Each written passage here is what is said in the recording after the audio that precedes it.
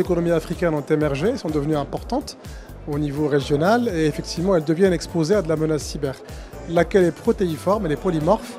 Il y a à la fois le caractère industrialisé des cybermenaces, c'est un vrai business, donc c'est un business assez substantiel, assez important. Il y a à la fois le caractère géopolitique fragmenté qui fait que chaque pays, bien sûr, veut assurer sa souveraineté.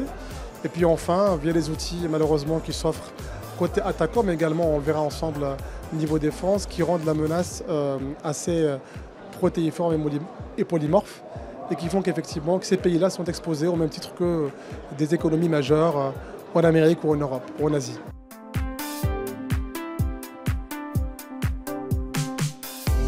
En effet, je venais parler rapidement. En fait, d'abord, il y a une injonction de souveraineté avec S au pluriel, souveraineté numérique, souveraineté économique au sens très large, ce qui impose une collaboration interafricaine, ce qui est déjà le cas maintenant. Il y a déjà eu différentes initiatives appelées à être bien sûr renforcées. Puis enfin, en fait, sur l'aspect géopolitique, il faut travailler avec tout le monde, travailler côté africain, intra-africain, avec l'Europe, avec l'Asie, avec les Amériques, également à renforcer, à avoir une résilience cyber-africaine collectivement forte.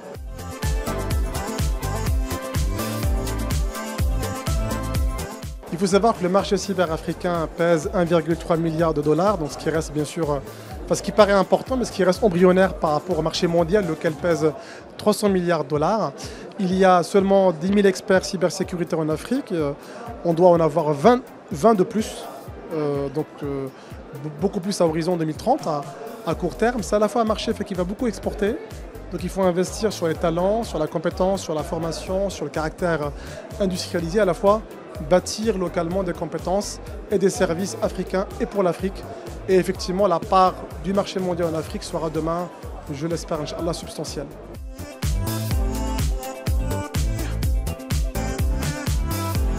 D'abord, l'IA, c'est aussi un outil côté attaquant, parce que c'est aussi un outil qui s'offre aux cyberattaquants pour rendre leur attaque sophistiquée. Mais effectivement, vous l'aviez dit, ça renforce également, niveau défense, les capacités défensives.